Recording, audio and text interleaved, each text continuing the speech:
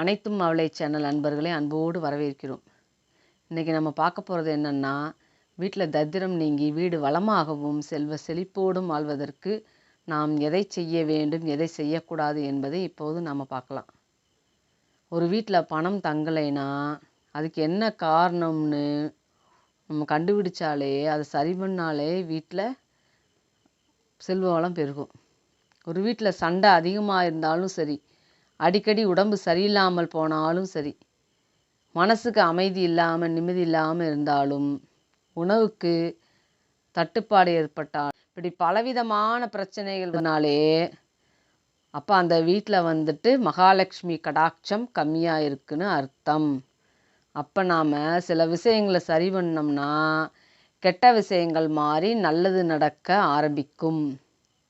இதுதான் உண்மை. அப்போ அதை சரி பண்ணுறதுக்கு நாம் என்ன செய்யணும்னு சரியாக தெரிஞ்சுக்கிட்டு செஞ்சோம்னா நம்ம வாழ்க்கையில் மிக உயர்ந்த நிலைக்கு போகலாம், செல்வங்களை பெறலாம், மகிழ்ச்சியாக வாழலாம். அப்போ இந்த தரித்திரம் இருக்கிற வீடு எப்படி இருக்கும் என்றால், அங்கே மூதேவி குடியிருப்பான். மூதேவிங்கிறது யார்? சேஷ்டா தேவின்னு புராணங்கள் பேர் சொல்லுது.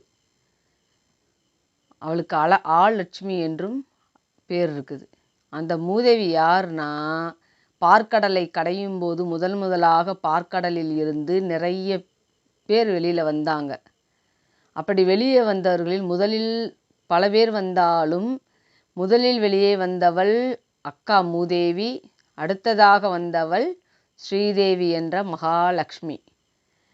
இப்படி 2 பேரும் வரும்போது 2 பேருமேவும் மகாலட்சுமி எல்லாருமே வெளியில் வந்தவங்கெல்லாம் போய் உலகத்தில் அழிவு வரப்போகுதுன்னு கோமாதாவில் போய் குடியிருக்கிறாங்க. எல்லாரும் போய் குடியிருந்துக்கிறாங்க. மகாலட்சுமி முதற்கொண்டு எல்லாரும் போயிட்டாங்க.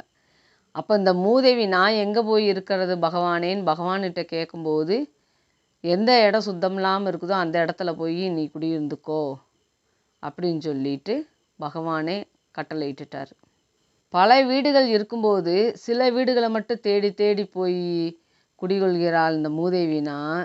ஏன் அப்படின்னு கேட்டிங்கன்னா, சில வீடுகளில் துர்நாற்றம் வீசும். நேற்று செஞ்ச சாப்பாடு, அதுக்கு நாள் செஞ்ச சாப்பாடுன்னு ஒவ்வொரு பாத்திரத்துலையா போட்டு வச்சுருப்பாங்க. அப்புறம் சாப்பிட்ட பொருளை அப்படியே திறந்து வச்சுருக்குது, மூடாமல் வைக்கிறது. துணிகளெல்லாம் அங்கங்கே போடுறது, ஒரே இடத்துல வைக்கிறது கிடையாது. ஈர துணியை கொண்டு போய் காயப்படாமல் அங்கங்கே போட்டு வச்சிடுறது. அழுக்கு துணியை சேர்த்து வைக்கிறது. கிழிஞ்ச துணியை தச்சு உடுத்தக்கூடிய துணிகளை தச்சு உடுத்திட்டு தேவையில்லாத கிழிஞ்ச துணியெல்லாம் வெளியில் எடுத்து அப்புறப்படுத்தணும். அப்புறம் தலையை சீவும் போது முடியை பூரா வீட்டுக்குள்ளேயே நின்று சீவி பூரா கீழெல்லாம் இறச்சி விடவே கூடாது. முடியை ஒரு ஓரமாக போய் வெளியில் நின்று சீவி சிக்கெடுத்து முடியெல்லாம் ஒரு ஓரமாக எடுத்து போட்டுட்டு நம்ம துணியில் இருக்க முடிகளெல்லாம் நல்லா உதறிட்டு வீட்டுக்குள்ளே வரணும். அப்படி வீட்டுக்குள்ளேயே சீவணும்னா கூட வீட்டில் சீவிட்டு அந்த முடியை சுற்றி கொண்டு போய் வெளியில் போட்டுறணும். தலைவிரி கோலமாகவே இருக்கிறாங்க சில பேர். பார்த்திங்கன்னா தலைவிரி கோலமாகவே இருக்கிறது. அப்படி இருக்கக்கூடாது. தலைமுடியை நல்லா சீவி முடிஞ்சுக்கிறணும். ஒரு சின்ன ரப்பர் பேண்டாவது போட்டுக்கிறணும். அப்புறம் பெண்களை மதிக்காமல் இருக்கிறது, பெண்களை கெட்ட வார்த்தைகளாக பேசுறது, தவறாக பேசுறது, இதெல்லாம் பண்ணவே கூடாது. அப்புறம் அவங்க சில வீடுகளில் பாத்ரூம் எல்லாமே வீட்டுக்குள்ளே சுத்தமாக இருக்கும், ஆனால் பாத்ரூம் சுத்தமாக இருக்காது. பாத்ரூமையும் சுத்தமாக வைத்து கொள்ள வேண்டும். ஏன்னா மூதேவி வீடெல்லாம் சுத்தமாக இருக்குது, இந்த பாத்ரூம் சுத்தம் இல்லைன்னா பாத்ரூமில் போய் உட்காந்துக்கிருவார்கள். அதனால் பாத்ரூமையும் நம்ம சுத்தமாக வச்சுக்கிறணும். நல்ல வாசனை திரவியங்களோட, ஒரு நல்ல மனமான ஒரு பொருள்களோட பாத்ரூமையுமே நம்ம நல்லபடியாக நல்ல வெளிச்சத்தோடு நல்லா வச்சுக்கிறணும். அதனால தான் பாத்ரூமுமே சுத்தம் இல்லைன்னா வலிக்கு விழுகிறதுலாம் நடக்கிறது. அதனால் பாத்ரூமை சுத்தமாக வச்சுக்கோங்க. எந்த இடத்துலலாம் சுத்தம் இருக்குதோ அந்த இடத்துல எல்லாம் மூதேவி தங்கவே மாட்டாள். அவளுக்கு சுத்தமாக பிடிக்காது. அவளுக்கு சுத்தமாக இருக்கிற இடம் அவளுக்கு பிடிக்காது. அப்போ நம்ம வீட்டை மட்டும் சுத்தமாக வச்சுக்கிறது இல்லை, நம்மளையும் நம்ம சுத்தமாக நல்லா காலைல எழுந்திரிச்சு தலையை சீவி சின்னதாக ஒரு பொட்டு வச்சு அழகாக கொஞ்சம் போல் குங்குமம் வச்சு அழகாக நம்மளையும் நல்ல மங்களகரமாக லட்சணமாக வச்சுக்கிறணும். அழகாக இருக்கிறங்கிறதுனா உடல் அழகு மட்டுமல்ல, உள்ளம் அழகும் நம்மை நாமே மங்களகரமாக வச்சுக்கிறணும். இறைவன் கொடுத்த அழகுனாலும் நம்மளை நல்லா சுத்தமாக தலையை சீவி பார்க்கறதுக்கு லட்சணமாக வச்சுக்கிறணும். அப்புறம் சில வீடுகள்லாம் பார்த்திங்கன்னா குட்டி குட்டி பூச்சிகளாக இருக்கும். இந்த மாதிரி பூச்சிகள்லாம் வராத மாதிரி அடைசலாக வீட்டுக்குள்ளே அடைசலே அடைய விடக்கூடாது. அடைசல் இருக்கிற வீட்டிலையே மேன்மையே கம்மியாக தான் இருக்குன்னு சொல்லி நம்ம பேரறிஞர்கள் சொல்லியிருக்கிறாங்க. மேன்மை குறையும். மகாலட்சுமி கடாட்சி வேண்டும் என்றால் நமக்கு வீடு அடைசல் இல்லாமல் வச்சுக்கிறோம். சுத்தமாக வச்சுக்கிட்டோம்னா மருத்துவ செலவுலாம் குறையும். நம்ம நிறைய இடங்களில் பார்த்துருக்குறோம், வாசப்படியிலேயே உட்காந்துட்டு தலையை சுத்தம் பண்ணுவாங்க. வாசப்படியில் உட்காந்து எந்த ஒரு விஷயமும் செய்யவே கூடாது. வாசப்படிக்கு அப்பால் தான் தனியாக போய் தான் ஒரு ஓரமாக தான் தலையை சுத்தம் பண்ணுற வேலையை வச்சுக்கிறணும். அப்புறம் இந்த செப்பலெல்லாம் செருப்பெல்லாம் அங்கங்கே போட்டு வைப்பாங்க, அந்த மாதிரி போடக்கூடாது. செப்பலெல்லாம் வீட்டுக்கு படிக்கட்டுக்கு பக்கத்தில் போடாமல் கொஞ்சம் தள்ளி ஒரே இடத்துல போட்டு வைக்க வேண்டும். அப்புறம் சாயங்கால வேலையில் 5 மணிக்குள்ளேயே 5 மணிக்கு மேலே தூங்கவே கூடாது. 5 மணிக்கு மேலே எந்திரிச்சு தலையை சீவி வாசலை கூட்டி வாசலை கோலம் போட்டு, முடிஞ்சவங்க சாயந்தரமும் கோலம் போடுங்க. காலையிலே எந்திரிச்சு கோலம் போட்டு வாசத்தளிச்சு கோலம் போடுவோம். ஆனால் சாயந்தர வேலையிலையும் முடிஞ்சவங்க பண்ணுறாங்க. இல்லை எங்களுக்கு இப்படி பழக்கம் இல்லைன்றவங்க சரி தான், அது அவங்களோட இதை பொறுத்து. ஆனால் வீட்டுக்குள்ளே விளக்கு ஏற்ற வேண்டும். 5:30 to 6 விளக்கு ஏற்றணும். இருட்டை வீட்டுக்குள்ளேயே வரவிடக்கூடாது. அப்புறம் பெண்களை இழிவாகவே பேசக்கூடாது. தவறான வார்த்தைகள் பேசி வீட்டுக்குள்ளே தவறான வார்த்தைகளே பேசக்கூடாது. நேர்மறையான வார்த்தைகள் மட்டுமே பேச வேண்டும். அப்புறம் தேவையில்லாமல் சத்தம் போட்டு கத்தி பேசக்கூடாது, கத்தக்கூடாது. வீட்டுக்குள்ளே அமைதியாக பேசணும், சிரித்த முகமாக இருக்கணும். பாத்திரத்தை அப்புறம் அடிக்கடி கீழே போடுறது, சிங்கில் பாத்திரம் தேய்க்கும் போது சத்தம் வெளியே கேட்காம தேய்க்கணும். அதை விட்டுட்டு சத்தம் வர்ற மாதிரி இரைச்சல் சத்தம், அதெல்லாம் பாத்திரங்கள் ஒன்றுக்கொன்று உரசுவது கேட்கும் சத்தம், அந்த சத்தம் இரைச்சலான ஒரு சத்தம். இனிமையான சத்தங்கள் இருக்கும் இடத்தில்தான் மகாலட்சுமி குடியிருப்பார். இரைச்சலான சத்தத்தை கேட்டால் நமக்கே கஷ்டமாக இருக்குது. அப்போ அந்த மகாலட்சுமி எப்படி தாங்கிக் கொள்வார்? அதனால் நீங்கள் கண்டிப்பாக பாத்திரம் தேய்க்கும் போது சத்தம் வராமல் தேய்க்க வேண்டும். சாப்பிடும்போது உணவை கீழே சிதறடிக்கிறது இந்த மாதிரியெல்லாம் இருக்கக்கூடாது. சின்ன குழந்தைகளாக இருந்தாலும் அதுகளுக்கு சொல்லி இப்போ இருந்தே சொல்லி உணவை வீணடிக்காமல் சாப்பிடணும்னு நம்ம சொல்லி கொடுக்கணும். பெரியவங்க சொல்லி கொடுக்கணும்.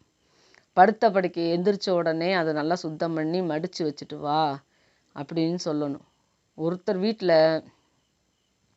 ஒருத்தர் மட்டும் ஒரு குடும்பத் தலைவினா அவங்க மட்டும் அந்த வேலையை செஞ்சு வீட்டை சுத்தமாக வச்சுக்கணுன்னா கண்டிப்பாக முடியாது.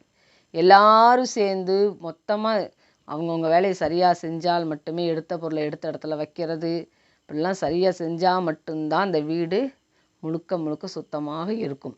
அப்புறம் கண்ணாடி இப்படி அப்புறம் சமைச்ச பாத்திரங்கள்லாம் சிலது உடஞ்சிருக்கும். அந்த உடஞ்ச பொருட்களை வீட்டுக்குள்ளே வைக்கவே கூடாது. அந்த பொருள்களை முதல்ல வெளியேற்றி விட வேண்டும். அதெல்லாம் நேர்மறை சக்தியை வீட்டுக்குள் கொண்டு வரவே விடாது. அதை வெளியேற்றினீங்கனாலே உங்களுக்கு முதல்ல நல்லது நடக்க ஆரம்பிச்சிடும். மங்களகரமாக நம்ம வீட்டை வச்சுக்கணும்னா நம்ம இதெல்லாம் பண்ணித்தான் ஆகணும். அப்புறம் நம்மளை சுத்தமாக வச்சுக்கிறோம், வீட்டை சுத்தமாக வச்சுக்கிறனால நம்ம அடுப்படியையும் சுத்தமாக வச்சுக்கிட்டு மங்களகரமாக வச்சுக்கிறணும். அதை நல்லா அடிக்கடி தொடச்சி சுத்தம் பண்ணி சமைச்ச உடனே கசகசன்னு இருக்கிறதெல்லாம் சுத்தம் பண்ணி நீட்டாக தினமுமே துடைக்கணும். தொடச்சி சுத்தமாக வச்சுக்கிறணும். அடுப்படியில் அதாவது இடத்துல திறந்து போட்டது இல்லாமல் மூடி வச்சு சரியான முறையில் பயன்படுத்தணும். அப்புறம் நிறையா பேர் புலம்பிக்கிட்டே இருப்பாங்க. ஒரு வீடுகளில் பார்த்தீங்கன்னா பொம்பளை ஆளுங்க புலம்பிக்கிட்டே இருப்பாங்க. இந்த மாதிரி புலம்பலே கூடாது. புலம்புற வீடே உருப்படாதுன்னு தான் சாஸ்திரம் சொல்லுது. புலம்பலே கூடாது. அந்த வீடு சுவிட்சமாக இருக்கணும்னா புலம்புறதை நிறுத்திட்டு நம்ம வேலையை ராமநாமங்களை பாடலாம். இப்படி இருக்கணும். குப்பையை கூட்டி கூட்டி கூட்டி மூளையில் சேர்க்க இருக்கிறாங்க சில பேர். அப்படி சேர்க்கக்கூடாது. குப்பையை கூட்டணுமா அள்ளி கொண்டு போய் வெளியில் போட்டுறணும். இப்படி ஒவ்வொரு விஷயங்களாக நம்ம சரி பண்ணி பண்ணி வரும்போது நம்ம வீட்டில் இருக்கக்கூடிய தரித்திரம் நீங்கி நமக்கு மகாலட்சுமி கடாட்சம் கொஞ்சம் கொஞ்சமாக நமக்கு வர ஆரம்பிக்கும்.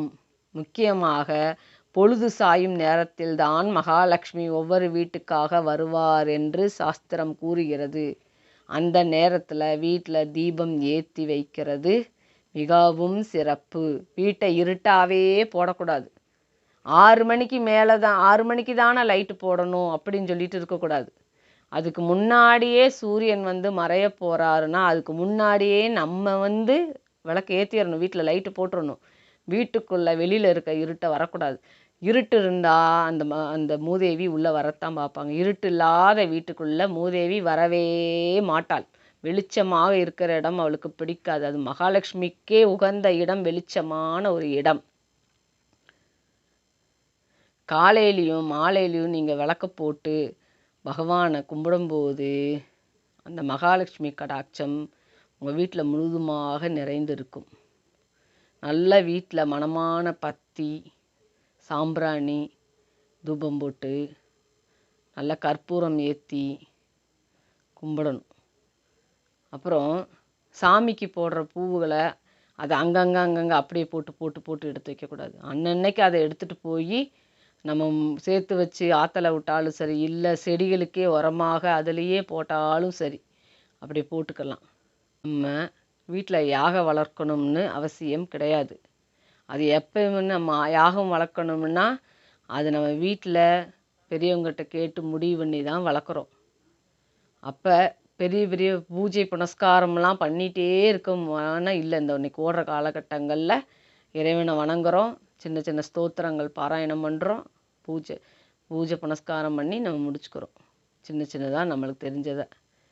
அப்போ வீட்டில் இந்த சுத்தம் இருந்தாலே நமக்கு எல்லா நன்மைகளும் நமக்கு கிடைக்கும்.